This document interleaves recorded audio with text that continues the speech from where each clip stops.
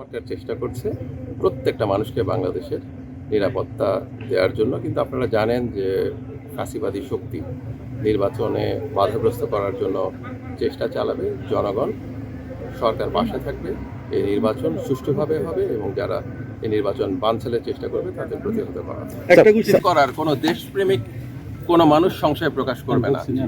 এই জায়গাতে শেষ কথা যে বাংলাদেশের প্রতিটা দেশপ্রেমিক মানুষ বাংলাদেশে আগামী নির্বাচন সুষ্ঠুভাবে যেন হয় সেটার জন্য এগিয়ে আসবে, সহযোগিতা করবে। আমাদের যে মন্ত্রণালয়গুলো আছে এই মন্ত্রণালয় থেকে শিল্প, গণপূর্ত, গৃহায়ন এবং এলজিইডি, আপনারা দেখেছেন যে আমরা গণপূর্তের সহজ করে দিয়েছি এই মানুষের নামজারি এবং ইত্যাদি যেসব কাজগুলো আছে। এছাড়াও আরও উদ্যোগ নেওয়া হয়েছে যেটা আপনারা জানেন বা জানতে পেরেছেন।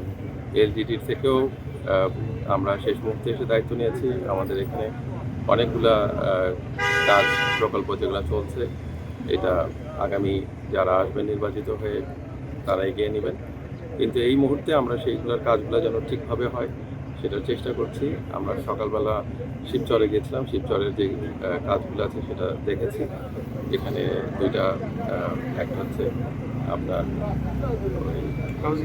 হাউজিং প্রকল্প, আরেকটা হচ্ছে ওয়েস্ট ম্যানেজমেন্টের প্রকল্প। এই দুটা আমরা কাজের অগ্রগতি দেখেছি, প্রায় শেষের দিকে আছে, ওটা শুরু হয়ে যাবে খুব তাড়াতাড়ি। আপনি যেটা জিজ্ঞেস করলেন বিসিকের ব্যাপারে, বিসিকটা নিয়েও কালকে কথা বলবো। এখানে একদম খালি নাই, এখানে কিছু ইনভেস্টমেন্ট হয়েছে, আমরা যেন এটা বাড়তে পারে সেটার চেষ্টা করছি। আর আমরা চেষ্টা করি যেই জেলাতেই যাই সেই জেলায় শহীদদের প্রতি শ্রদ্ধা জানাতে, এবং সেই হিসাবে আপনারা জানেন সকালবেলা আমরা শহীদ স্তম্ভে আমরা যে শ্রদ্ধা জানিয়েছি এবং শহীদদের কবর জিয়ারত করেছি, পরে শহীদ পরিবারের সঙ্গে কথা বলবো। ধন্যবাদ।